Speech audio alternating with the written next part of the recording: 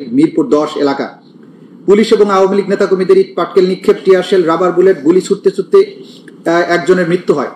সিলেট, রংপুর, পাবনা, কিশোরগঞ্জ, মুন্সিগঞ্জ, সিরাজগঞ্জ, কক্সবাজার, বরিশাল, বগুড়া, শেরপুর, ভোলা, জয়পুরহাট, সাভার, হবিগঞ্জ সহ মোট 19 জেলায় সহিংসতায় শহীদ হন অন্তত 91 জন। বেশিরভাগই শিক্ষার্থী, নিরস্ত্র আন্দোলনকারী। শহীদদের মধ্যে বহুজন সরকারি বাহিনীর গুলিতে প্রাণ হারান। সরকারের কঠোর দমন পীড়নের পদক্ষেপ হিসেবে বিকাল 6টা থেকে অনির্দিষ্টকালের জন্য কারফিউ জারি করা হয়। সারাদিন আহত এবং শহীদদের বহন করে ঢাকা মেডিকেল কলেজে মিনিটে মিনিটে আসতে থাকে অ্যাম্বুলেন্স।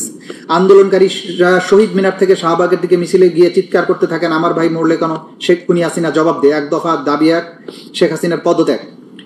ওই দিন বর্ণিত স্থানসমূহ বাইরেও খুলনা, বাগেরহাট, ঝালকাঠি, বরিশাল সহ শহরের অধিকাংশ আইন শৃঙ্খলা বাহিনীর ছত্রছায়ায় আওয়ামী ক্যাডাররা সশস্ত্র আক্রমণ চালালে মারাত্মক জখমের শিকার হয়। তৎকালীন প্রধানমন্ত্রী আসামি শেখ হাসিনা, তৎকালীন স্বরাষ্ট্রমন্ত্রী আসাদুজ্জামান খান কামাল, তৎকালীন আইজিপি চৌধুরী আব্দুল আল মামুন উল্লেখিত অপরাধ সংগঠনের উস্কানি, প্ররোচনা, উৎসাহ, সর্বোপরি অধস্তনদের নির্দেশ প্রদানের মাধ্যমে উপরোক্ত মানবতা বিরোধী অপরাধ সংগঠন করেছেন। ঘটনা 11 5ই আগস্ট 2024, মার্চ টু ঢাকা। স্বাধীন বাংলাদেশের ইতিহাসে এক অবিস্মরণীয় দিন। ফ্যাসিস্ট শেখ হাসিনার দানবীয় শাসন ব্যবস্থা এবং দাম্ভিকতার পতন। 2024 সালের 5ই আগস্ট বাংলাদেশের ইতিহাসে এক বিভীষিকাময় দিন হিসেবে চিহ্নিত হয়ে আছে। ফ্যাসিবাদী শেখ হাসিনার পতনের দিনে যখন লাখো জনতা মার্চ টু ঢাকা আন্দোলনের মাধ্যমে রাস্তায় নেমে আসে, তখন সরকারের দমন পীড়নের নিষ্ঠুরতা চূড়ান্ত সীমায় পৌঁছায়। সকাল থেকে সেনাবাহিনী জানত শেখ হাসিনার শাসনের অবসান ঘটেছে, কিন্তু হাসিনার অনুগত পুলিশ বাহিনীর কিছু সদস্য বাস্তবতা অস্বীকার করে প্রাণপণে গণবিপ্লব রুখে দেওয়ার চেষ্টা করে। শহরের বিভিন্ন প্রবেশপথে, কেন্দ্রস্থলে পুলিশের আর্মড ইউনিট, আনসার সদস্য, ছাত্র, সাধারণ মানুষকে লক্ষ্য করে নির্বিচারে প্রাণঘাতী রাইফেল এবং শটগানের গুলি ছোড়ে। চানখারপুল, শাহবাগ, রামপুরা ব্রিজ, বাড্ডা, মিরপুর, আজমপুর, আশুলিয়া, গাজীপুর প্রতিটি স্থানে রক্তাক্ত লাশ ছড়িয়ে পড়তে থাকে, যাদের অধিকাংশ ছিল কিশোর বা শিক্ষার্থী। রাজধানীর চানখারপুলে গুলিতে 6 জন ছাত্র জনতা শহীদ হন। আশুলিয়াতে পুলিশের ভয়াবহতা চরমে পৌঁছে। এখানে বহু সংখ্যক নিরীহ নিরস্ত্র মানুষকে হত্যা করা হয়। এর মধ্যে 6 জনকে, যাদের মধ্যে একজন জীবিত ছিল, পরবর্তীতে লাশ পুড়িয়ে দিয়ে পৈশাচিকতার চরম দৃষ্টান্ত স্থাপন করে। গাজীপুরের এক রিক্সা চালককে খুব কাছ থেকে গুলি করে হত্যা করে মরদেহে গুম করে ফেলা হয়। আশুলিয়ায় 16 বছর বয়সী এক কিশোরকে গুলি করে চিরতরে ভঙ্গু করা হয়। এমনকি 12-14 বছরের কিশোরদের দেহ ছিল পুলিশের লক্ষ্যবস্তু, যাদের শরীর ঝাঁঝরা হয়ে যায় শটগানের পিলেটে। প্রত্যক্ষদর্শীরা জানিয়েছেন, পুলিশ কারো পরিচয় না জেনেই, কোনো হুমকি ছাড়াই যাকে দেখেছে তাকেই গুলি করেছে, যেন শহর জুড়ে বুলেটের বৃষ্টি চলছিল। মর্মান্তিকভাবে কিছু এলাকায় পুলিশ গুলিবিদ্ধ মরদেহ পুলিশ ভ্যানে উঠিয়ে আগুন লাগিয়ে পুড়িয়ে ফেলে, এমন বিভৎস পরিস্থিতি তৈরি করে যাতে জনগণ ভেবে নেয় এই প্রাণহানির জন্য দায়ী তারাই, যারা প্রতিবাদ করেছিল। 5ই আগস্ট ছিল মুক্তির সূচনা, কিন্তু সেই দিনটি রঙিন হওয়ার বদলে রঞ্জিত হয়েছিল রক্তে। এটি ছিল হাজারো মায়ের কান্নার দিন, এক নিষ্ঠুর শাসকের শেষ মুহূর্তের হিংস্র সবল।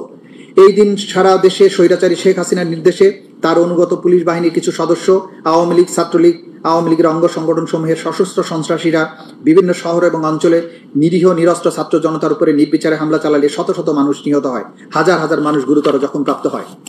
তৎকালীন প্রধানমন্ত্রী আসামি শেখ হাসিনা, তৎকালীন স্বরাষ্ট্রমন্ত্রী আসাদুজ্জামান খান কামাল, তৎকালীন আইজিপি চৌধুরী আব্দুল আল মামুন উল্লেখিত অপরাধ সংগঠনের উস্কানি, প্ররোচনা, উৎসাহ, সর্বোপরি সহায়তা, অধস্তনদের নির্দেশ প্রদানের মাধ্যমে উপরোক্ত মানবতা বিরোধী অপরাধ সংগঠন করেছেন।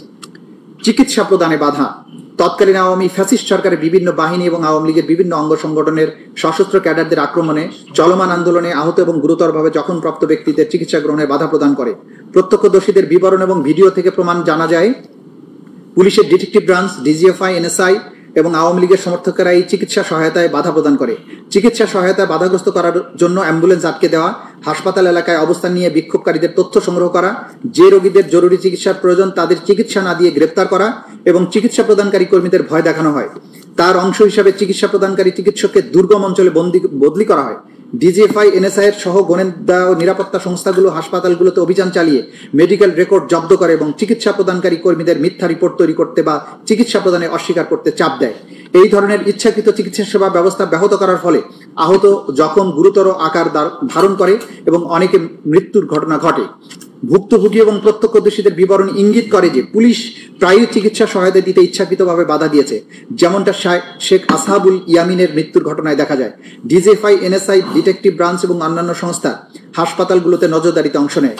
তারা গুলিবিদ্ধ রোগীদের শনাক্ত করে চিকিৎসা কর্মী এবং আহতদের জিজ্ঞাসাবাদ করে, তাদের আঙ্গুলের ছাপ নেয়। কোনো আইনি প্রক্রিয়া ছাড়াই বিক্ষোভকারী শনাক্ত, নিরাপত্তা বাহিনী সহিংসতার প্রমাণ লুকাতে তারা চিকিৎসার নথি এবং অনেক হাসপাতালের সিসিটিভি ফুটেজ ধ্বংস করে ফেলে।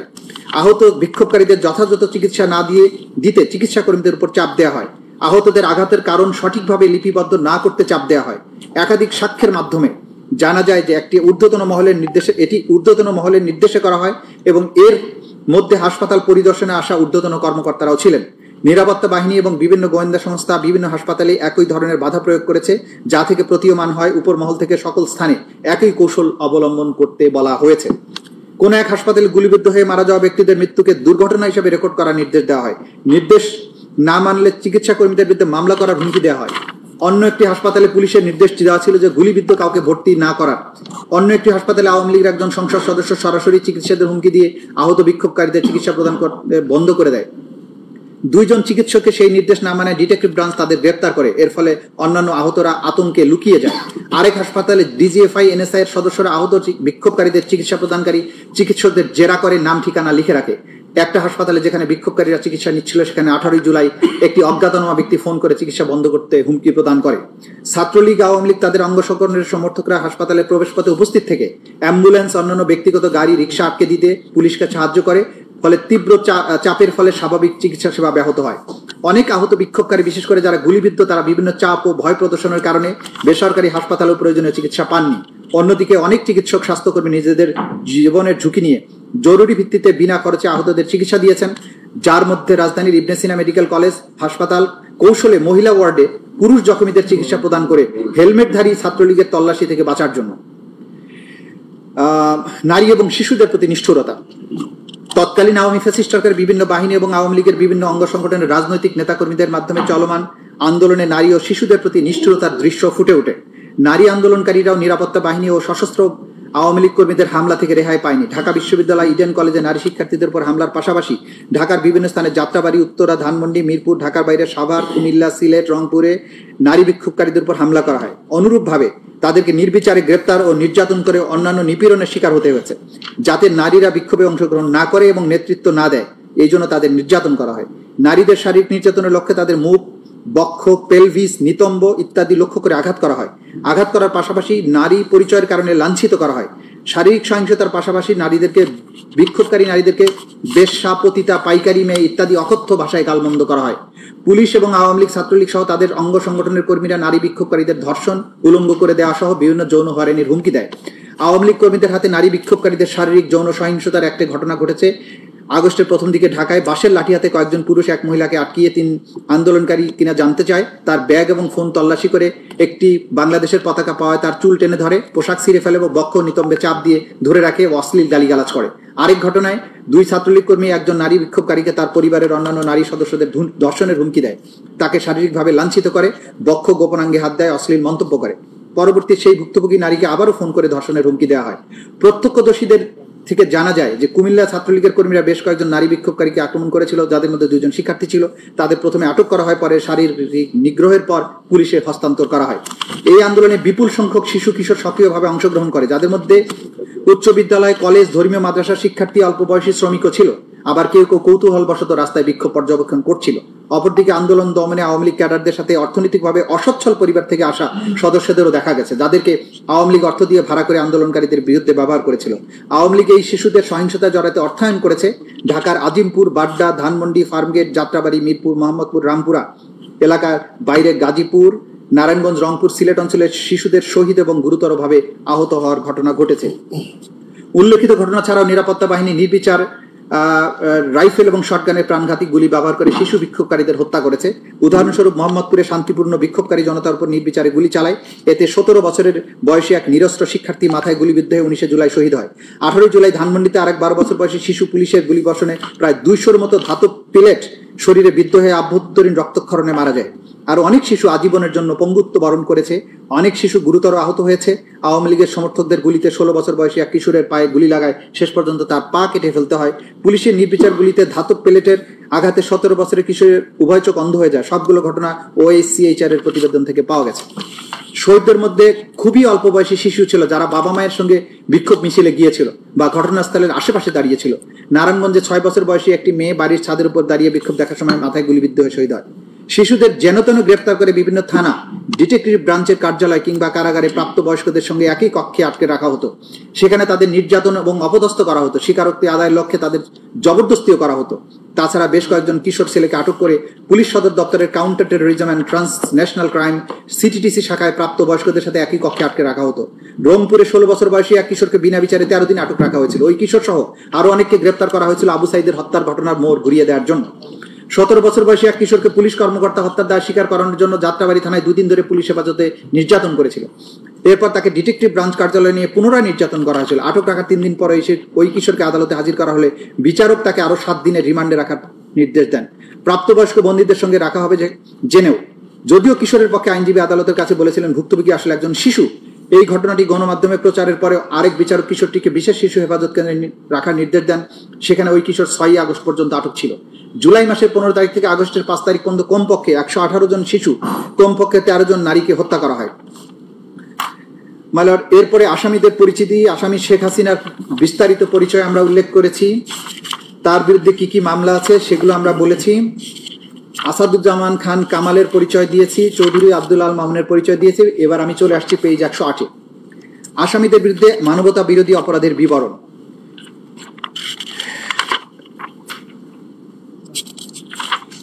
মাই লর্ড, এইটা মোরলেস এটা এসে গেছে। আমি 110 থেকে আসছি। মাই লর্ড, 110-এ অপরাধ সংগঠনে আসামিদের যৌথ দায় এবং ঊর্ধ্বতন অবস্থান, জয়েন্ট ক্রিমিনাল এন্টারপ্রাইজ এবং কমান্ড রেসপন্সিবিলিটি। বাংলাদেশের তৎকালীন প্রধানমন্ত্রী তথা নির্বাহী বিভাগের প্রধান, বাংলাদেশ আওয়ামী লীগের সভাপতি এবং 14 দলীয় জোট প্রধান হিসেবে আসামি শেখ হাসিনা ছিলেন সকল ক্ষমতা এবং কর্তৃত্বের সর্বোচ্চ কেন্দ্রবিন্দু। একজন ফ্যাসিস্ট শাসক হিসেবে সকল গুরুত্বপূর্ণ সব সিদ্ধান্ত তিনি এককভাবে গ্রহণ করতেন। তার সকল রাজনৈতিক এবং প্রশাসনিক সিদ্ধান্ত বাস্তবায়ন এবং সমর্থনের মাধ্যমে অধীনস্থরা তাকে সন্তুষ্ট করে তার কৃপা দৃষ্টি লাভ করার জন্য সর্বদা সচেষ্ট থাকত। জুলাই বিপ্লবে সংগঠিত সকল মানবতা বিরোধী অপরাধের প্রধান এবং একমাত্র কারণ ছিল যে কোনো মূল্যে শেখ হাসিনাকে ক্ষমতায় টিকিয়ে রাখা।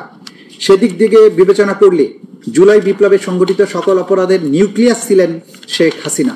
তার অধীনস্থ অন্যান্য অপরাধীরা বিশ্বাস করত যে শেখ হাসিনা ক্ষমতায় টিকে থাকলে তারাও টিকে থাকবে এবং সকল অপরাধ করা সত্ত্বেও তারা নিরাপদে থাকবে এবং আনুগত্যের জন্য পুরস্কৃত হবে। শেখ হাসিনা ছিলেন সকল অপরাধীর প্রাণভোমরা। তৎকালীন স্বরাষ্ট্রমন্ত্রী, আওয়ামী লীগের নেতা এবং অন্যতম নীতি নির্ধারক কুখ্যাত গ্যাং অফ 4-এর অন্যতম সদস্য ছিলেন আসামি আসাদুজ্জামান খান কামাল। জুলাই বিপ্লব চলাকালে আন্দোলন দমনে শেখ হাসিনা নেওয়া সকল পদক্ষেপ বাস্তবায়নের সিদ্ধান্ত হতো আসামি আসাদুজ্জামান খান কামালের নেতৃত্বাধীন কোর কমিটির বৈঠকে, যা তার ধানমন্ডির বাসায় অনুষ্ঠিত হতো। স্বরাষ্ট্রমন্ত্রী হিসেবে আইন শৃঙ্খলা বাহিনীর পূর্ণ নিয়ন্ত্রক ছিলেন আসামি আসাদুজ্জামান খান কামাল। তৎকালীন আইজিপি চৌধুরী আব্দুল আল মামুন ছিলেন পুলিশের প্রধান হিসেবে আইন শৃঙ্খলা বাহিনীর অন্যতম নিয়ন্ত্রক এবং স্বরাষ্ট্রমন্ত্রীর সহযোগী।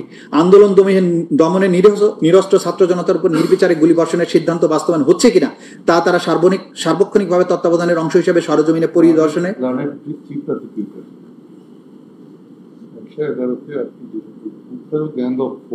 জি গ্যাং অফ 4 এটা খুব পরিচিত একটা শব্দ ছিল। 4 জন ব্যক্তিকে নিয়ে একটা বিশেষ কমিটি ছিল। সেই কমিটি বসে, কমিটির সদস্য ছিলেন আসাদুজ্জামান খান কামাল, সালমান এফ রহমান, ওবায়দুল কাদের এবং আনিসুল হক। তারা বসে সরকারের ক্যাবিনেটের বাইরে মিনি ক্যাবিনেট হয়ে কোথায় আক্রমণ হবে, কাকে মারা হবে, কাকে ধরা হবে, এই প্ল্যানগুলো করতো। এই জন্য এদেরকে গ্যাং অফ 4 বলা। আচ্ছা আচ্ছা আন্দোলন দমনে নিরীহ ছাত্র জনতার উপর নির্বিচারে গুলিবর্ষণের সিদ্ধান্ত বাস্তবায়ন হচ্ছে কিনা তার সার্বক্ষণিক তত্ত্বাবধানের অংশ হিসেবে সরজমিনে পরিদর্শন এবং পর্যবেক্ষণ করতেন। আন্দোলন চলাকালে 27শে জুলাই 2024 খ্রিস্টাব্দের যাত্রাবাড়ি থানার সামনে আন্দোলন দমনে আইন শৃঙ্খলা বাহিনী তদারকি করতে গেলে মোবাইলে ধারণকৃত আন্দোলন ছাত্র জনতাকে গুলি করার, হত্যা করার ভিডিও আসামি আসাদুজ্জামান কামাল এবং চৌধুরী আব্দুল আল মামুন ও স্বরাষ্ট্র সচিব জাহাঙ্গীর আলমকে প্রদর্শন করেন ওয়ারি জোনের ডিসি ইকবাল।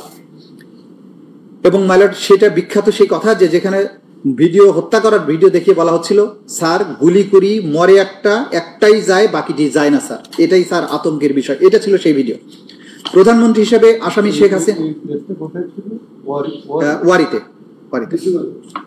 প্রধানমন্ত্রী হিসেবে আসামি শেখ হাসিনা, স্বরাষ্ট্রমন্ত্রী হিসেবে আসাদুজ্জামান খান কামাল এবং আইজিপি হিসেবে চৌধুরী আব্দুল আল মামুন ঊর্ধ্বতন অবস্থানে থেকে যৌথ নির্দেশনায় জয়েন্ট ক্রিমিনাল এন্টারপ্রাইজ এবং কমান্ড রেসপন্সিবিলিটির মাধ্যমে তাদের অধীনস্থ নিয়ন্ত্রণাধীন সশস্ত্র আওয়ামী ক্যাডার, আইন শৃঙ্খলা বাহিনীর সদস্যদের মাধ্যমে দেশব্যাপী প্রাণঘাতী অস্ত্র ব্যবহার করে নিরস্ত্র ছাত্র জনতার উপর গুলি চালিয়ে 1.5 সহস্রাধিক মানুষকে নৃশংসভাবে হত্যা করে। তদন্তপ্রাপ্ত ঘটনা এবং প্রমাণাদির আলোকে ইন্টারন্যাশনাল ক্রাইমস ট্রাইব্যুনালস অ্যাক্ট 1973-এর 3-2 ধারার অধীনে সংঘটিত অপরাধসমূহ আসামি শেখ হাসিনা, আসাদুজ্জামান কামাল, আসামি চৌধুরী আব্দুল আল মামুনের বিরুদ্ধে উল্লেখিত আইনের 4-2, 4-3 ধারায় ঊর্ধ্বতন অবস্থান এবং আইনগত দায় সুস্পষ্টভাবে প্রতীয়মান হয়। তদন্তে গৃহীত ব্যবস্থা মেলাটা আমি স্কেপ করে যাচ্ছি, এখানে লম্বা ব্যবস্থা আমরা কখন কি কি করেছি সেগুলো বলেছি। আমি চলে আসছি পেজ 114-তে। আসামিদের কর্তৃক সংগঠিত সুনির্দিষ্ট মানবতা বিরোধী অপরাধ সমূহ, পেজ 114। তদন্তকালে আসামি শেখ হাসিনা, আসামি আসাদুজ্জামান খান কামাল, আসামি চৌধুরী আব্দুল আল মামুনের বিরুদ্ধে আরও অন্যান্য অভিযোগ ছাড়াও নিম্নলিখিত সুনির্দিষ্ট মানবতা বিরোধী অপরাধ সংগঠনের প্রাথমিক সত্যতা পাওয়া গেছে। সুনির্দিষ্ট অপরাধ 1, 14 জুলাই 2024 খ্রিস্টাব্দে গণভবনে আয়োজিত সংবাদ সম্মেলনে আসামি শেখ হাসিনার উস্কানিমূলক বক্তব্য প্রদান, এর প্রেক্ষিতে আসাদুজ্জামান খান কামাল, আসামি চৌধুরী আব্দুল আল মামুন সহ তৎকালীন সরকারের অন্যান্য ঊর্ধ্বতন কর্তৃপক্ষের প্ররোচনা, সহায়তা, সম্পৃক্ততায় তাদের অধীনস্থ নিয়ন্ত্রণাধীন আইন শৃঙ্খলা বাহিনীর সদস্য সশস্ত্র আওয়ামী সন্ত্রাসী কর্তৃক ব্যাপক মাত্রায় এবং পদ্ধতিগতভাবে নিরীহ নিরস্ত্র ছাত্র জনতার উপর আক্রমণের অংশ হিসেবে murder, attempt to murder, torture, inhuman acts করার অপরাধ সমূহ সংগঠনের প্ররোচনা, অ্যাবেটমেন্ট, উস্কানি, সহায়তা, সম্পৃক্ততা, অপরাধ সংগঠন প্রতিরোধে ব্যর্থতা, অপরাধ সংগঠনের জন্য দায়ী ব্যক্তিদের শাস্তি প্রদান না করা, ফেইলিয়ার টু পানিশ, এবং ষড়যন্ত্র করার অপরাধ যা আসামিদের জ্ঞাতসারে সংগঠিত। ঘটনাস্থল 1, গণভবন এবং সমগ্র বাংলাদেশ। ঘটনার তারিখ এবং সময় 14 জুলাই 2024 খ্রিস্টাব্দ থেকে 5 আগস্ট 2024। অপরাধের ধরন হত্যা, মার্ডার, হত্যার চেষ্টা, অ্যাটেম্পট টু মার্ডার, নির্যাতন, টর্চার, অন্যান্য অমানবিক আচরণ, ইনহিউম্যান অ্যাক্টস করার অপরাধসমূহ সংগঠনের প্ররোচনা, অ্যাবেটমেন্ট, উস্কানি, ইনসাইটমেন্ট, সহায়তা, ফ্যাসিলিটেট, সম্পৃক্ততা, কমপ্লিসিটি, অপরাধ সংগঠন এবং প্রতিরোধে ব্যর্থতা, ফেইলিউর টু প্রিভেন্ট, ষড়যন্ত্র, কনস্পিরেসি মাধ্যমে the international crimes tribunals act 1973-এর 32AGH 414243 ধারার মানবতা বিরোধী অপরাধ সংগঠন, যা এই আইনের 20-2 এবং 20A ধারায় শাস্তিযোগ্য। আসামিদের নাম শেখ হাসিনা, আসাদুজ্জামান খান কামাল, চৌধুরী আব্দুল আল মামুন। অভিযোগের বিবরণ: 2024 সালে সরকারি চাকরিতে কোটা প্রথার যৌক্তিক সংস্কারের দাবিতে আন্দোলন চলাকালে 14 জুলাই 2024 তারিখ গণভবনে তৎকালীন প্রধানমন্ত্রী, আওয়ামী লীগ সভাপতি, 14 দলীয় জোট প্রধান আসামি শেখ হাসিনা সংবাদ সম্মেলনের আয়োজন করেন। উক্ত সংবাদ সম্মেলনে তিনি শিক্ষার্থীদের যৌক্তিক কোটা সংস্কার দাবি প্রসঙ্গে অবজ্ঞাসূচক এবং হিংসাত্মক বক্তব্য প্রদান করেন। বিশেষত আন্দোলন দমনের উদ্দেশ্যে তিনি সাধারণ শিক্ষার্থীদের রাজাকারের বাচ্চা, রাজাকারের নাতিপুতি বলে গালি দেওয়ার মাধ্যমে প্রকারান্তরে নিরীহ নিরস্ত্র আন্দোলনকারী ছাত্র জনতাকে রাজাকার হিসাবে আখ্যায়িত করে তাদের নির্মূলের প্ররোচনা দেন। শেখ হাসিনার উপরোক্ত উস্কানিমূলক ও হিংসাত্মক বক্তব্যের প্রেক্ষিতে ছাত্রলীগের সশস্ত্র সন্ত্রাসীরা ঢাকা বিশ্ববিদ্যালয় এলাকায় শান্তিপূর্ণ আন্দোলনকারী শিক্ষার্থীদের উপর হামলা চালায়। সেই সময় আসামি আসাদুজ্জামান খান কামাল, চৌধুরী আব্দুল আল মামুনের অধীনস্থ নিয়ন্ত্রণাধীন আইন শৃঙ্খলা রক্ষাকারী বাহিনীর সশস্ত্র ছাত্রলীগের সন্ত্রাসীদের বিরুদ্ধে কোনো ব্যবস্থা গ্রহণ না করে তাদেরকে উপরোক্ত অপরাধ সংগঠনে সহায়তা করে। পরবর্তীতে আওয়ামী লীগের সাধারণ সম্পাদক ওবায়দুল কাদের সহ তৎকালীন সরকারের বিভিন্ন মন্ত্রী, এমপি ও আওয়ামী লীগ 14 দলীয় জোটের বিভিন্ন পর্যায়ের নেতৃবৃন্দ শেখ হাসিনার উপরোক্ত উস্কানিমূলক বক্তব্যে উদ্বুদ্ধ হয়ে সশস্ত্র সন্ত্রাসীদের মাধ্যমে সারা দেশের শান্তিপূর্ণ আন্দোলনকারী ছাত্র জনতার উপর হামলা চালায়। শেখ হাসিনার উপরোক্ত উস্কানিমূলক বক্তব্যের প্রেক্ষিতে তৎকালীন সরকারের স্বরাষ্ট্রমন্ত্রী আসাদুজ্জামান খান কামাল, তৎকালীন আইজিপি চৌধুরী আব্দুল আল মামুন তাদের অধীনস্থ আইন শৃঙ্খলা বাহিনীর সদস্যদের নিরীহ নিরস্ত্র আন্দোলনকারীদের উপর সশস্ত্র আক্রমণ চালানোর নির্দেশনা প্রদান করেন। এই সকল সশস্ত্র আক্রমণের ধারাবাহিকতায় 5 আগস্ট 2024 পর্যন্ত সারা দেশে 1.5 সহস্রাধিক মানুষকে হত্যা করা হয়, 25 সহস্রাধিক মানুষকে গুরুতর জখম করা হয়। এই আক্রমণে অনেকে স্থায়ীভাবে অঙ্গহানি এবং অন্ধত্ব বরণ করা সহ চিরতরে পঙ্গু হয়ে যায়।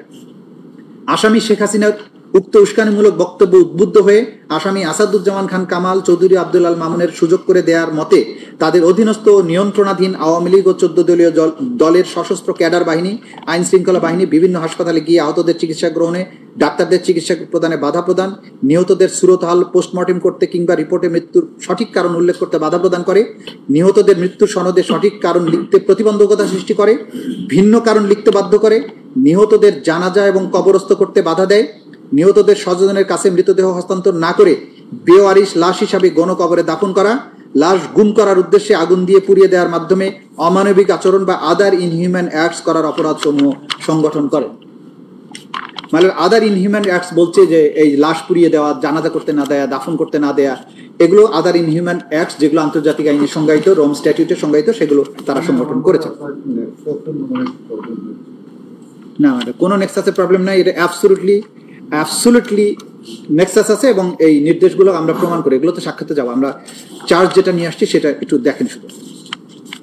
বাংলাদেশের তৎকালীন প্রধানমন্ত্রী তথা নির্বাহী বিভাগের সর্বোচ্চ স্থান থেকে রাজনৈতিকভাবে বাংলাদেশ আওয়ামী লীগ এবং তার অঙ্গ সংগঠনসমূহের দলীয় প্রধান এবং 14 দলীয় জোটের প্রধান হিসাবে সুপিরিয়র স্ট্যাটাস থেকে আসামি শেখ হাসিনার উক্ত উস্কানিমূলক বক্তব্য, ষড়যন্ত্রমূলক পরিকল্পনা ও নির্দেশনায় তার অধীনস্থ ও নিয়ন্ত্রণাধীন রাজনৈতিক ক্যাডার বাহিনী, তৎকালীন স্বরাষ্ট্রমন্ত্রী আসাদুজ্জামান খান কামাল, কোর কমিটি এবং গ্যাং অফ ফোরের সদস্য, পুলিশ প্রধান তৎকালীন আইজিপি চৌধুরী আব্দুল আল মামুন, তাদের অধীনস্থ নিয়ন্ত্রণাধীন আইন শৃঙ্খলা রক্ষাকারী বাহিনীর মাধ্যমে ঢাকা শহর থেকে শুরু হয়ে ব্যাপক মাত্রায় ওয়াইড স্প্রেড এবং পদ্ধতিগতভাবে সিস্টেম্যাটিক সমগ্র দেশব্যাপী আন্দোলনরত নিরীহ নিরস্ত্র ছাত্র জনতার উপর হত্যার চেষ্টা, নির্যাতন এবং অমানবিক আচরণ সহ মানবতা বিরোধী অপরাধ পরিচালিত হয়। উল্লেখিত আক্রমণ সহ অপরাধ আসামিদের জ্ঞাতসারে পরিচালিত হয়। এহেনে কাজের মাধ্যমে আসামিগণ হত্যার প্রচেষ্টা, নির্যাতন, অমানবিক আচরণ করার অপরাধসমূহ সংগঠনের প্ররোচনা, সহায়তা, ফ্যাসিলিটেট, অপরাধ সংগঠনের প্রতিরোধে ব্যর্থতা, ষড়যন্ত্রের মাধ্যমে the international crimes tribunal act 1973-এর 3-2 AGH 4-1-2-3 ধারার মানবতা বিরোধী অপরাধ সংগঠন করে, যা এই আইনের 20-2 এবং 20-A ধারায় শাস্তিযোগ্য।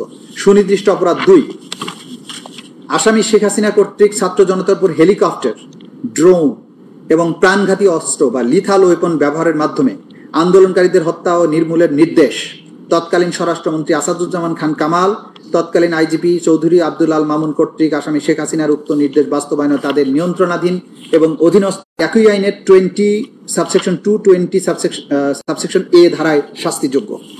আসামিদের নাম শেখ হাসিনা, আসাদুজ্জামান খান কামাল, চৌধুরী আব্দুল আল মামুন। অভিযোগের বিবরণ: 2024 সালের 14 জুলাই রাতে তৎকালীন প্রধানমন্ত্রী, আওয়ামী লীগ সভাপতি, 14 দলীয় জোট প্রধান শেখ হাসিনা, ঢাকা বিশ্ববিদ্যালয়ের তৎকালীন ভাইস চ্যান্সেলর SM মাকসুদ কামালের মধ্যে অনুষ্ঠিত এক ফোন আলাপে দেখা যায় আসামি শেখ হাসিনা ক্ষমতার শীর্ষে থেকে রাষ্ট্রের প্রধান নির্বাহী পদে থেকে কোটা সংস্কারের দাবিতে দেশব্যাপী চলমান বৈষম্য বিরোধী ছাত্র শান্তিপূর্ণ শেখ হাসিনার আন্দোলনরত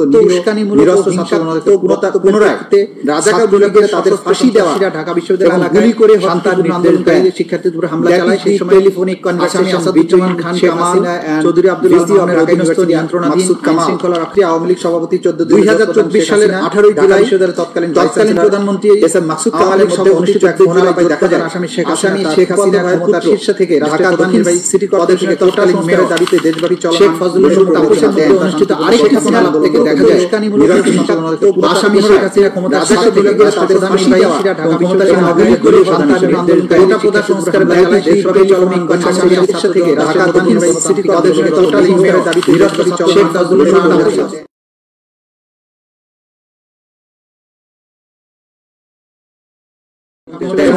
এছাড়াও তিনি ড্রোন ব্যবহার সংস্কারের দাবিতে আন্দোলনকারীদের অংশগ্রহণ করে ঢাকা তাদের বেআইনি আন্দোলনের নিরসনে শেখ ফজলুল আরেকটি নির্দেশনা করে এছাড়াও তিনি ড্রোন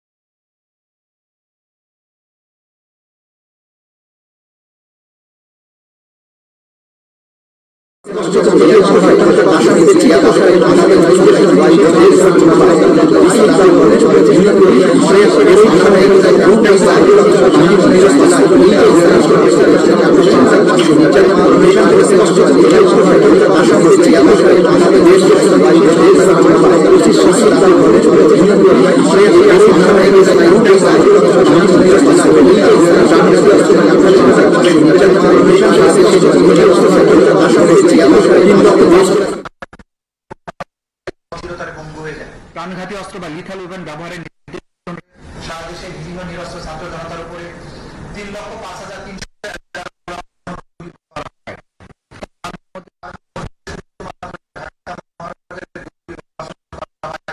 95,313 রাউন্ড।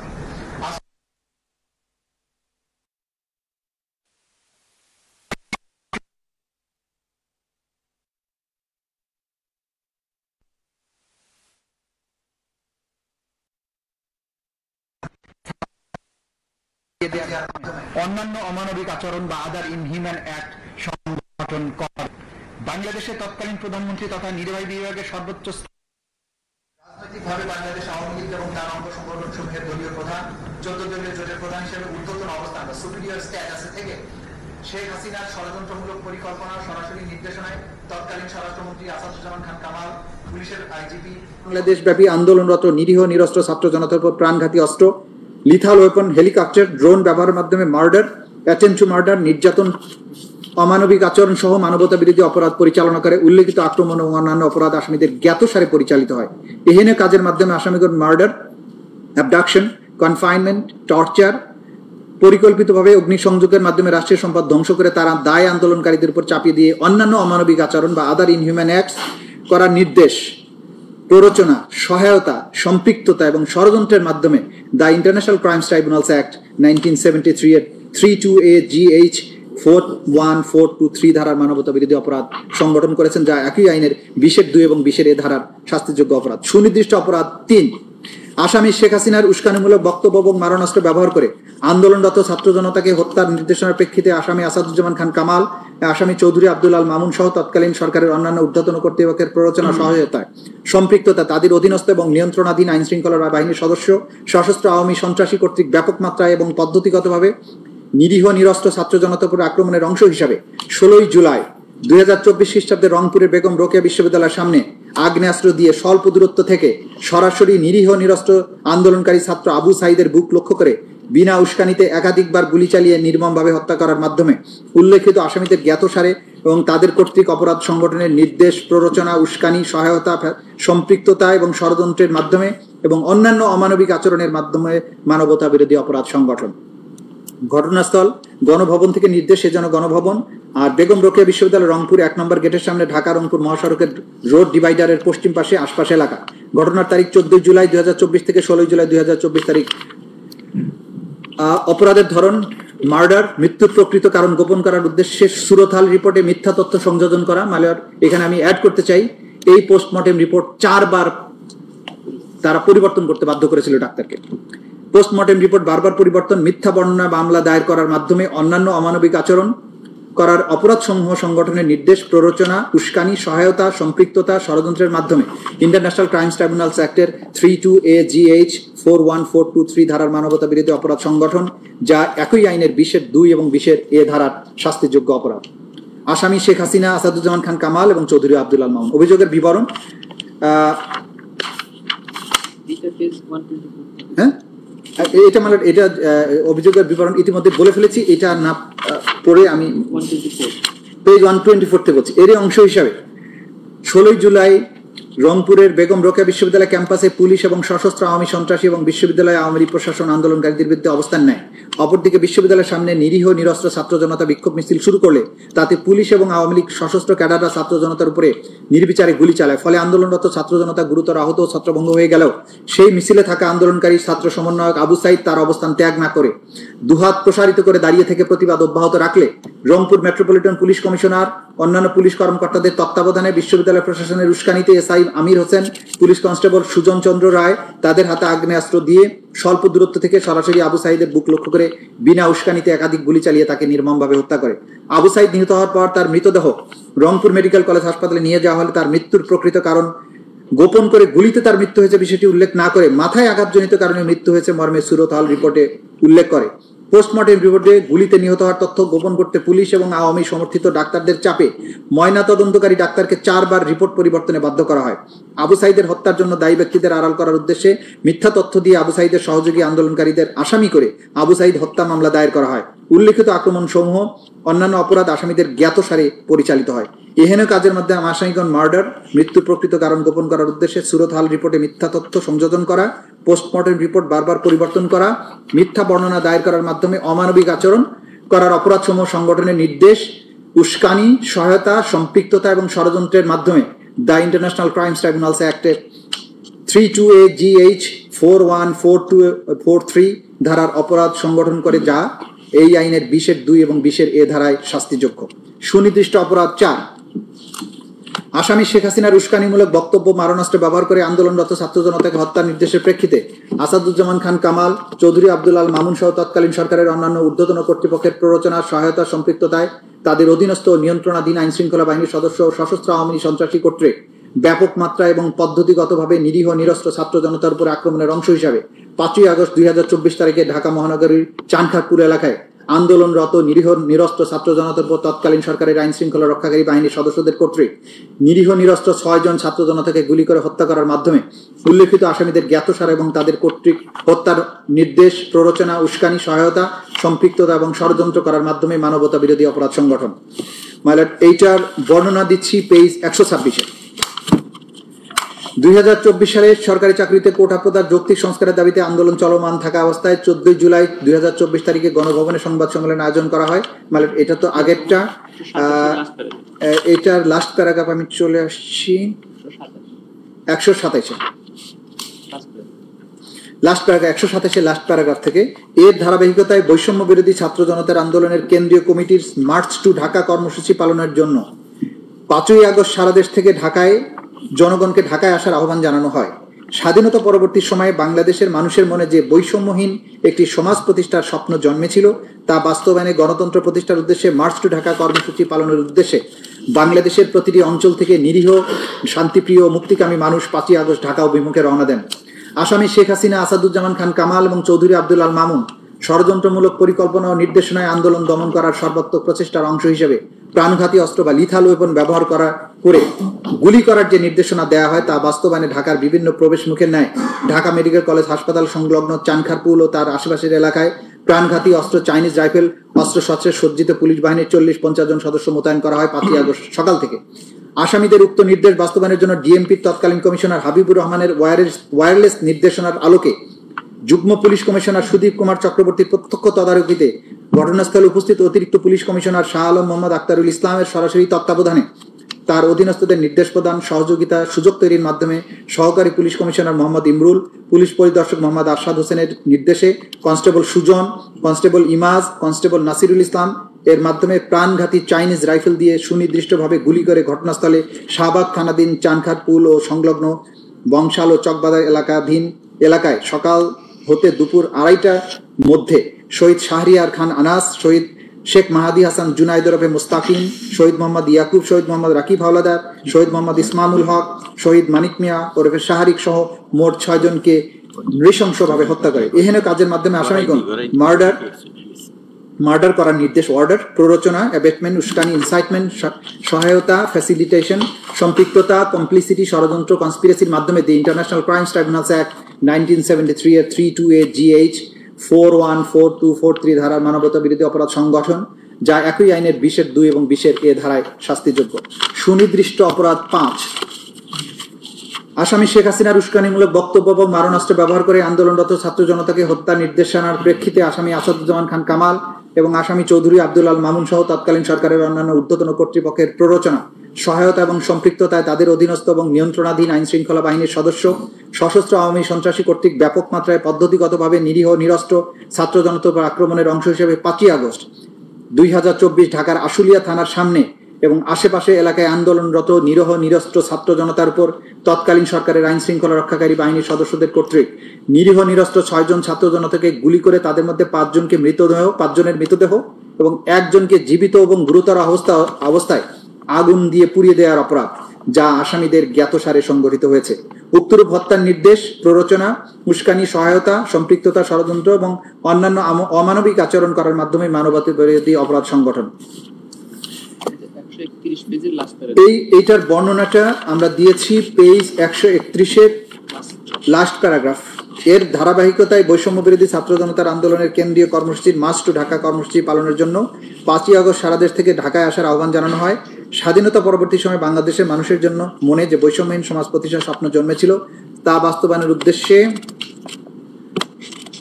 গণতন্ত্র প্রতিষ্ঠার উদ্দেশ্যে মার্চ টু ঢাকা কর্মসূচি পালনের উদ্দেশ্যে বাংলাদেশের প্রতিটি অঞ্চল থেকে নিরীহ, শান্তিপ্রিয় ও মুক্তিকামী মানুষ 5ই আগস্ট ঢাকা অভিমুখে রওনা দেন। আসামি শেখ হাসিনা, আসাদুজ্জামান খান কামাল এবং চৌধুরী আব্দুল আল মামুনের ষড়যন্ত্রমূলক পরিকল্পনা ও নির্দেশনার আলোকে আন্দোলন দমন করার সর্বাত্মক প্রচেষ্টার অংশ হিসাবে প্রাণঘাতী অস্ত্র লিথাল ওয়েপন মাধ্যমে গুলি করার যে নির্দেশনা দেয়া হয় তা বাস্তবায়নে স্থানীয় সংসদ সদস্য মোহাম্মদ সাইফুল ইসলাম, তৎকালীন ডিআইজি সৈয়দ নুরুল ইসলামের সরাসরি তত্ত্বাবধানে স্থানীয় পুলিশ ও আওয়ামী সশস্ত্র সন্ত্রাসীরা আশুলিয়া থানা এলাকায় জড়ো হওয়া ছাত্র জনতাকে বাধা প্রদান করে এবং গুলি করে হত্যা করতে থাকে। শেখ হাসিনার পতন এবং দেশ ত্যাগের পর মুক্তিকামী ছাত্র জনতা বিজয় উদযাপন করার জন্য রাজপথে নেমে আসলে আসামিদের পূর্বের নির্দেশের ধারাবাহিকতায় আশুলিয়া থানার আশেপাশে পুলিশ এবং আওয়ামী সশস্ত্র সন্ত্রাসীরা রাইফেল, শটগান, এসএমজি সহ নানা ধরনের আগ্নেয়াস্ত্র সজ্জিত হয়ে বিজয় উল্লাসরত সাধারণ ছাত্র জনতাকে বেপরোয়া গুলি করে শহীদ সাজ্জাদ হোসেন সজল, শহীদ আসবুর, শহীদ চান্দিল মাহমুদ সুজয়, শহীদ বাইজিদ বোস্তামি, শহীদ আবুল হোসেন সহ মোট 5 জনকে হত্যা করে এবং 1 জনকে গুলি করে আহত করে। এরপর আনুমানিক বিকাল 4টা থেকে 5টার মধ্যে ওই সমস্ত পুলিশ এবং আওয়ামী সন্ত্রাসীরা শহীদ হওয়া 5 জন যথাক্রমে শহীদ সাজ্জাদ হোসেন সজল, শহীদ আসবুর, শহীদ তানজিল মাহমুদ সুজয়, শহীদ বাইজিদ বোস্তামি, শহীদ আবুল হোসেন সহ মোট 5 জনকে 5 জনের মৃতদেহ এবং 1 জনকে জীবিত ও গুরুতর আহত অবস্থায় একটি প্যাডেল ভ্যানে হাত পা ধরে নিক্ষেপ করে একত্রিত করে। তারপর প্যাডেল ভ্যান থেকে 5 জনের মৃতদেহ এবং 1 জনকে জীবিত ও গুরুতর আহত অবস্থায় আরেকটি পুলিশের পিকআপ ভ্যানে উঠিয়ে উক্ত মৃত এবং জীবিত দেহগুলোকে পেট্রোল ঢেলে আগুন ধরিয়ে দেয়।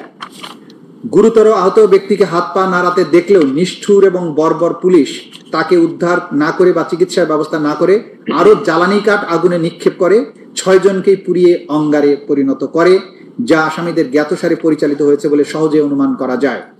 এহেন কাজের মাধ্যমে আসামিগণ মার্ডার, টর্চার, মৃত ও জীবিত মানুষকে আগুন লাগিয়ে পুড়িয়ে অমানবিক আচরণ করার অপরাধসমূহ সংগঠনের নির্দেশ, প্ররোচনা, উস্কানি, সহায়তা, সম্পৃক্ততা এবং ষড়যন্ত্রের মাধ্যমে the international crimes tribunals act 1973 32AGH 414243 ধারার মানবতা বিরোধী অপরাধ সংগঠন, যা একই আইনের 20(2) এবং 20(a) ধারার অপরাধ ধারায় শাস্তিযোগ্য।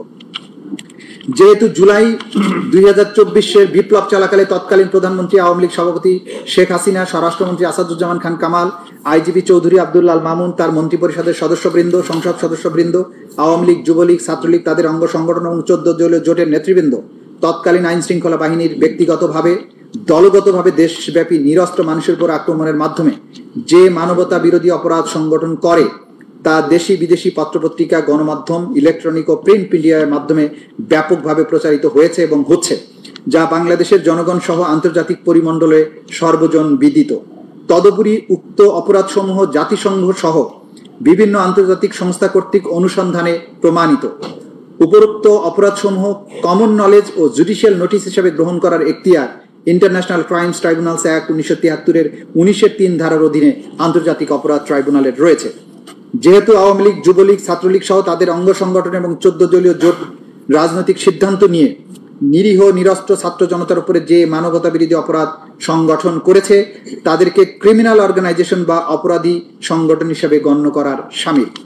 যেহেতু তদন্ত প্রতিবেদন, দালিলিক এবং মৌখিক সাক্ষ্য প্রমাণ পর্যালোচনায় আসামিদের বিরুদ্ধে জুলাই বিপ্লব চলাকালে 14 জুলাই থেকে শুরু হয়ে 5ই আগস্ট 2024 খ্রিস্টাব্দ পর্যন্ত বাংলাদেশে সংগঠিত মানবতা বিরোধী অপরাধের অংশ, যা international crimes tribunals act 1973 32AGH 414243 ধারার অপরাধ প্রাথমিকভাবে প্রমাণিত হয়েছে, যা উক্ত আইনের 20(2) 20(a) ধারায় শাস্তিযোগ্য। যেহেতু জুলাই বিপ্লব চলাকালে সারা দেশে পদ্ধতিগতভাবে সিস্টেম্যাটিক এবং ব্যাপক মাত্রায় ওয়াইড স্প্রেড আক্রমণ আসামিদের জ্ঞাতসারে নিরীহ নিরস্ত্র ছাত্র জনতার বা সিভিলিয়ান পপুলেশনের উপরে সংগঠিত মানবতা বিরোধী অপরাধের অংশ, সেহেতু অত্র মামলার বিষয়বস্তু মাননীয় ট্রাইব্যুনালের এখতিয়ারাধীন বিধায় এই বিচার নিষ্পত্তি করার ক্ষমতা মাননীয় ট্রাইব্যুনালের রয়েছে। এমত অবস্থায় প্রার্থনা মাননীয় আন্তর্জাতিক অপরাধ ট্রাইব্যুনাল ন্যায় বিচারের স্বার্থে ইন্টারন্যাশনাল ক্রাইমস ট্রাইব্যুনালস অ্যাক্ট 1973 9(1) ধারায় আনুষ্ঠানিক অভিযোগ বা ফর্মাল চার্জ সম্বলিত আবেদন গ্রহণক্রমে তা আমলে বা কগনাইজেন্সে নিয়ে পলাতক আসামি শেখ হাসিনা, পিতা মৃত শেখ মুজিবুর রহমান, মাতা মৃত ফজিলাতুন্নেছা, টুঙ্গিপাড়া, গোপালগঞ্জ, আসামি আসাদুজ্জামান খান কামাল, পিতা আশরাফ আলী খান, মাতা আকরামুন নেসা, ঠিকানা মণিপুরি পাড়া, তেজগাঁও, ঢাকা। আসামি চৌধুরী আব্দুল আল মামুন, মাতা পিতা মৃত আব্দুল মান্নান চৌধুরী, মাতা জিন্নাতুন্নেসা চৌধুরী, গ্রাম শ্রীহাইল, থানা সাল্লা, সুনামগঞ্জ, বর্তমান ঠিকানা ইস্কাটন, স্বপ্নধারা, রমনা, ঢাকা। এদের বিরুদ্ধে যথাযথ বিচারের মাধ্যমে উক্ত আইনের 20-2 এ ধারা মতে সর্বোচ্চ শাস্তি দান অথবা মাননীয় ট্রাইব্যুনাল অন্য যেরূপ বিবেচনা করবেন সেরূপ আদেশ দানে আজ্ঞা হয়। আইনের 20 এ ধারা মোতাবেক আসামিদের সম্পত্তি বাজেয়াপ্ত করে ক্ষতিগ্রস্তদের অনুকূলে অর্পণ করার আদেশ দানের আজ্ঞা হয়। পলাতক আসামি শেখ হাসিনা, পলাতক আসামি আসাদুজ্জামান খান কামাল গণদের বিরুদ্ধে অত্র মামলার গ্রেপ্তারি পরোয়ানা আগেও জারি ছিল। নতুন করে যেহেতু মামলা আইসিটিবিডি কেস হিসেবে আজকে এখানে রেকর্ডেড হবে, তাদের বিরুদ্ধে নতুন করে গ্রেপ্তারি পরোয়ানা জারির জন্য আদেশ প্রদানের প্রার্থনা করছি। হাজতি আসামি চৌধুরী আব্দুল আল মামুন ঢাকার বিরুদ্ধে প্রোডাকশন ওয়ারেন্টি সুপূর্বক অত্র মামলায় গ্রেপ্তার দেখানোর আদেশ দানের জন্য আমরা প্রার্থনা করছি। 2024 সালের জুলাই বিপ্লব চলাকালীন সময়ে সংগঠিত অপরাধ এবং অত্র আবেদন পত্রের সাথে সংযুক্ত দালিলিক প্রমাণপত্রের তথ্যপাত্য সমূহ সংশ্লিষ্ট অন্যান্য প্রাসঙ্গিক তথ্য প্রমাণাদি এই আইনের 1903 ধারার অধীনে কমন নলেজ এবং জুডিশিয়াল নোটিশ হিসেবে গ্রহণেরও প্রার্থনা করছি। মাননীয় ট্রাইব্যুনাল ন্যায় বিচারের স্বার্থে অন্য যেরূপ বিবেচনা করে সেরূপ আদেশ দানেরও প্রার্থনা করছি। Much obliged. List of witnesses দিয়েছেন? জি ম্যাডাম, আমরা সিজার লিস্ট ম্যাডাম আমরা যেগুলো দিয়েছি এখানে সেটা হচ্ছে যে ফর্মাল চার্জের বাইরে সাক্ষী লিস্ট অফ উইটনেস দিয়েছি 81 জনের। তথ্যসূত্র দিয়েছি আমরা 5 খণ্ডে 2018 পৃষ্ঠার। জব্দ তালিকা এবং দালিলিক প্রমাণ দিয়েছি 8 ভলিউমে 4005 পৃষ্ঠায়। শহীদদের তালিকা দিয়েছি আমরা 10 খণ্ডে, সেখানে মোট পেজ হচ্ছে 8747 পৃষ্ঠা।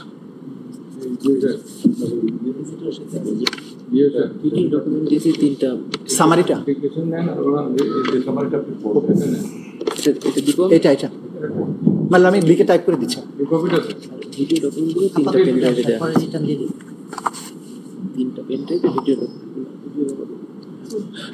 আর যে সমস্ত ভিডিও এবং অডিও ডকুমেন্টস আসে সেগুলো আমরা যথাযথ প্রক্রিয়ায় দাখিল করেছি, পেন ড্রাইভের মাধ্যমে, সিডির মাধ্যমে সেগুলো আমরা দাখিল করেছি। যেগুলো আদালতে আমরা এখানে প্লে করে, যেহেতু ডিজিটাল এভিডেন্স এখানে প্রদর্শন করা যাবে, সেগুলো আমরা প্রদর্শনের ব্যবস্থা করে সবকিছু ট্রাইব্যুনালে আমরা জমা দিয়েছি। এবং আলামত সমূহ যে বুলেটস, পিলেটস, রক্তমাখা জামা কাপড় যা কিছু আছে সবকিছু আমরা নিয়ে এসেছি, সবকিছুই আদালতে উপস্থাপন করা হবে। আপনি সাবমিট করেছেন report of investigation, yes ma'am, seizure list, seize materials, seizure list and documentary evidence. Material, documentary evidence.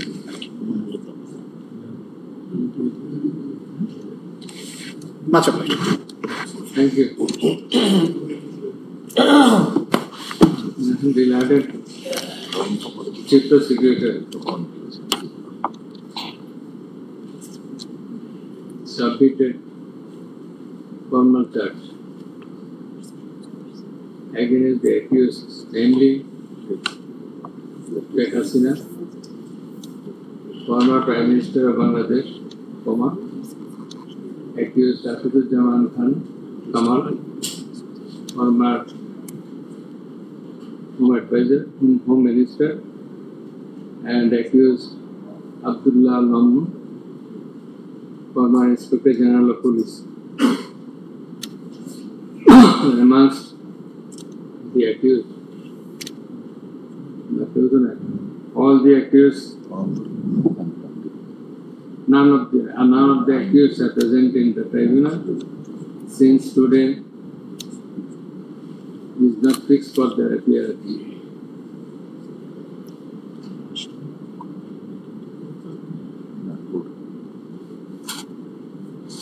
With the next parallel, with the formal charge, the learned Chief Prosecutor submitted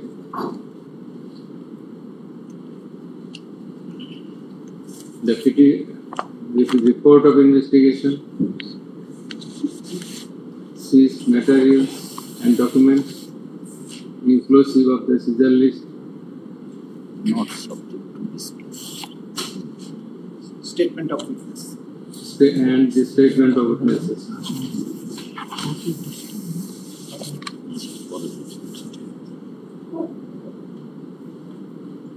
Next level in the petition, in the formal charge.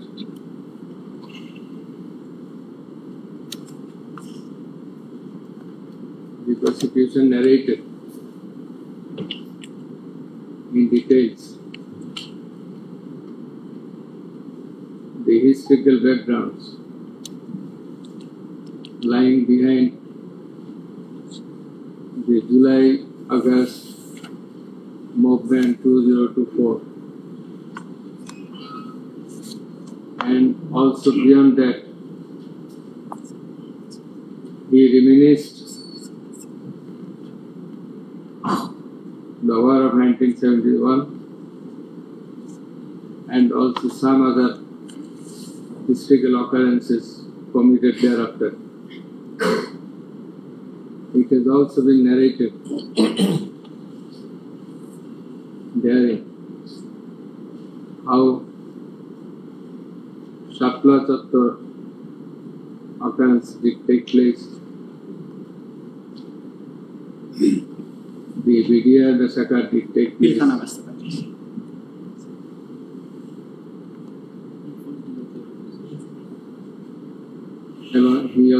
And he also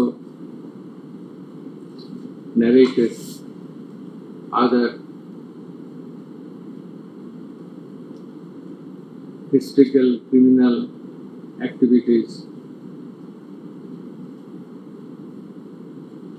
before and prior to the movement of July-August 2024. The learned chief prosecutor made a threadbare description of the backdrop of the acts complained of.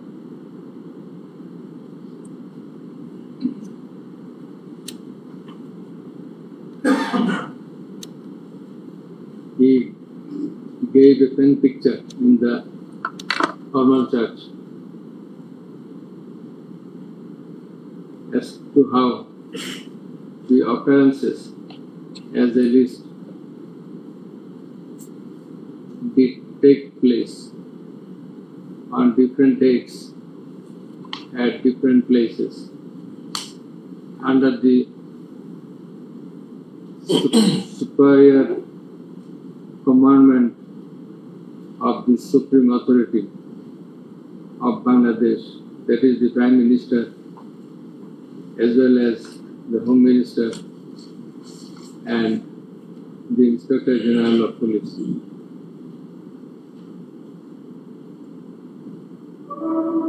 Next, it has been averred in the church as well as in the submission of the learned chief prosecutor how all the occurrences as narrated therein were committed at the instance of the superior authorities of the country.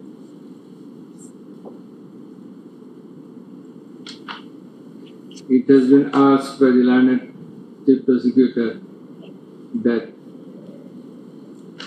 the accused committed offences by participation by their superior commandment, instigation, incitement, abatement,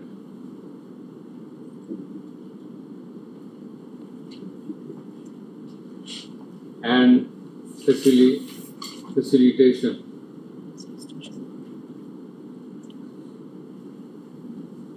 In the formal charge, he brought a number of 5 charges. 5 or 6? 5. Number of 5 charges. categorically narrating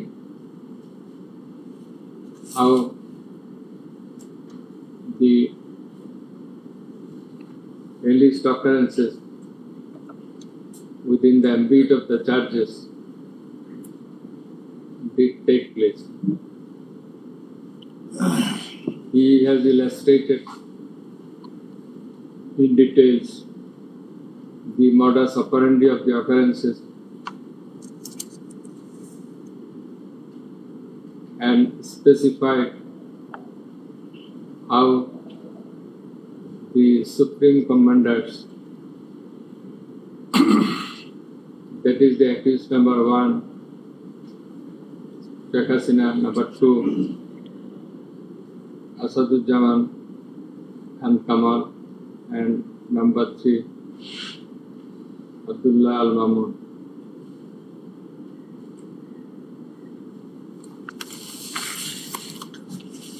directed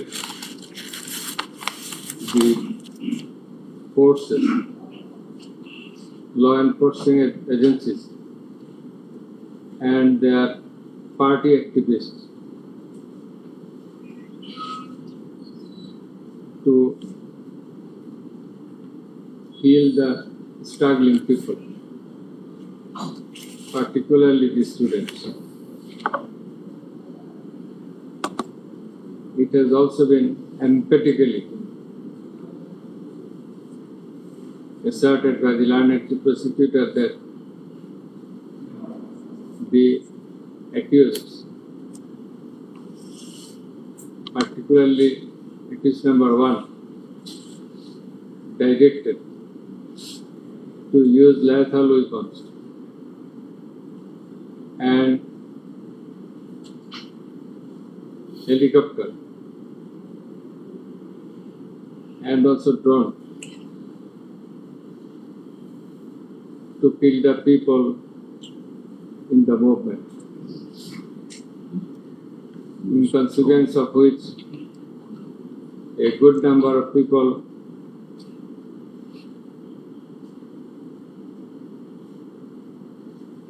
were killed and a large number of people have been seriously injured.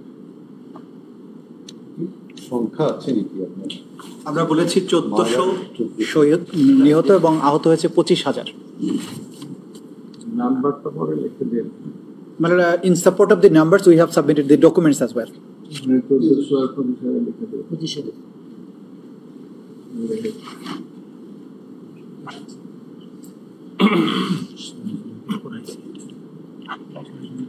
It has also been submitted by the learner. It has also been stated by the learned prosecutor how the investigation of the alleged acts have been carried out,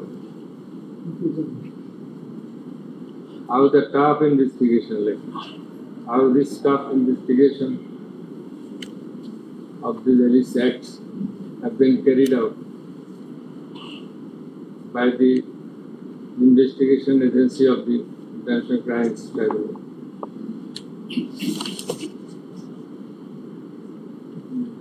In conclusion, it has been asked by the learned prosecutor that the acts narrated in the formal charge, inclusive of the report of investigation, ostensibly constituted the offences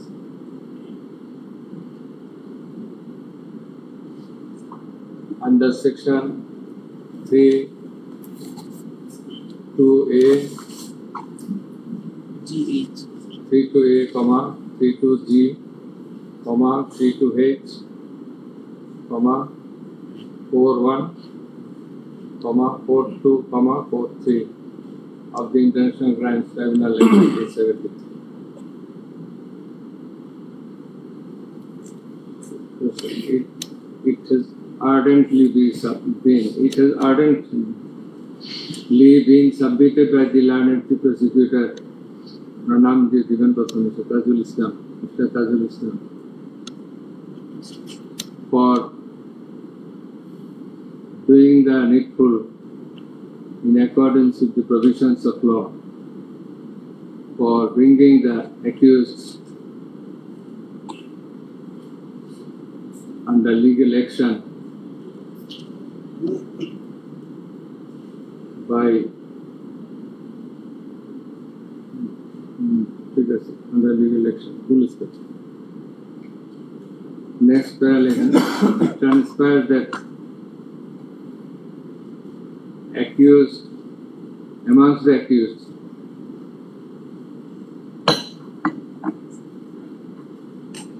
only one accused, Mr. Abdullah Al-Mahmoud,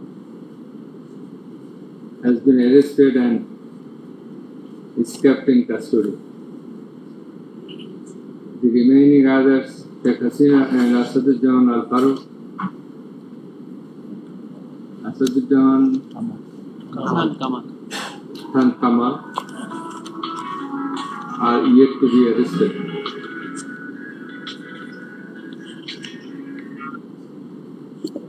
And therefore,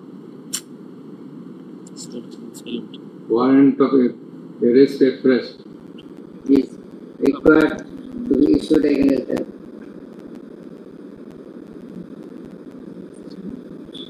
Next, second. On going through the charge, the report of investigation, and the other incidental documents and materials, that is evidences submitted therewith, and also in consideration of the submissions of the learned chief prosecutor and other learned prosecutors, and also taking all the attending facts and circumstances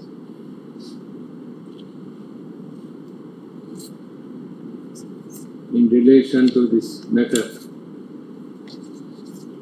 would you hold that if an offensive case has been established against the accused,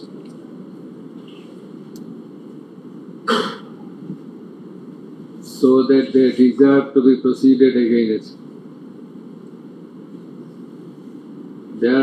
Whereupon we do hereby take cognizance of the offences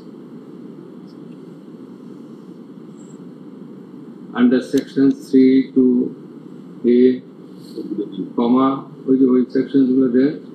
A, G, H, 41, 42, 43 of the International Crimes Tribunal Act 1973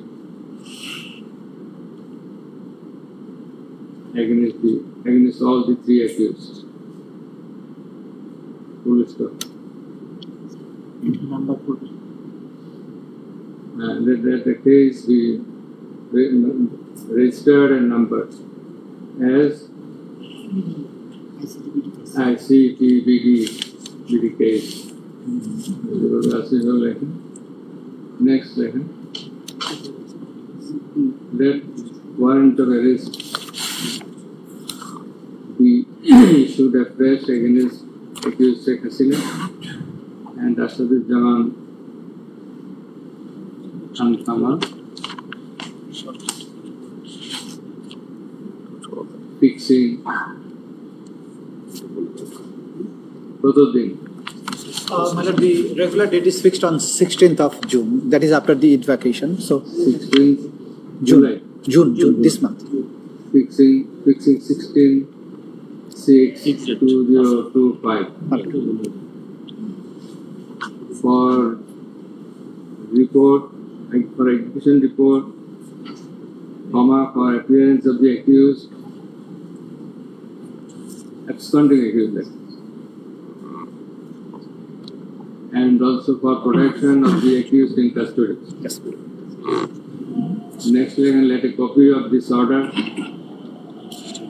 Let the warrant of arrest, inclusive of a copy of this order, be transmitted to the Inspector General of Police for doing the needful for causing arrest of the accused, absconding accused, for causing arrest of the absconding accused at his end. Next, the registrar will do the needful. Much obliged, Your Worship. Assami appeal Nothing করার ব্যাপারে application বলছো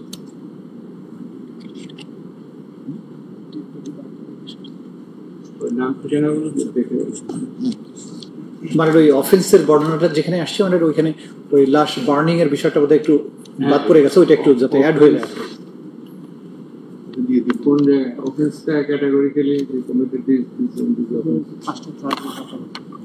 এটা edit করার সময় Much obliged, Your Worship. this is the main order. Much obliged, Your Worship. So thank you very much.